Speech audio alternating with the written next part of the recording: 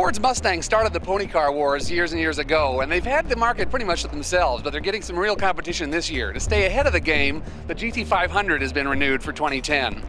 Underneath the hood is essentially the engine that was in the GT500 KR last year, 540 horsepower, 510 pound-feet of torque.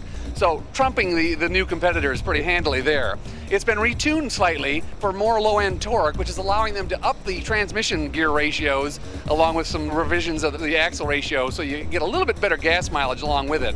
Not that people are really too concerned about that in the 540 horsepower car, but hey, every bit counts.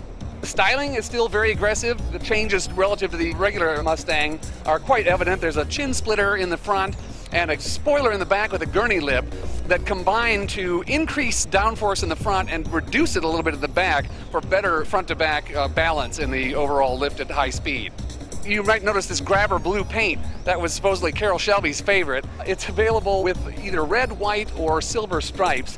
And the stripe color is picked up on the interior, interestingly enough. 2 stripes on each of the seats. Very interesting. Sewn in leather, very high scale. My favorite interior design flourish, though, is the cue ball shifter, which evidently is made by an actual billiard ball manufacturer. And they did that because they couldn't get anyone to mill stripes on a metal one that they originally thought about doing. One of our big complaints with the GT500 KR and the GT500 has been the handling. And we are assured, now we haven't driven it yet, that this is greatly improved. The spring rates are quite a bit changed, and the steering is supposedly quite a bit different from the old one. So we're still kind of skeptical on that. It'll take a little bit of convincing with a real live car, but they promise there's been big improvements made in that front as well.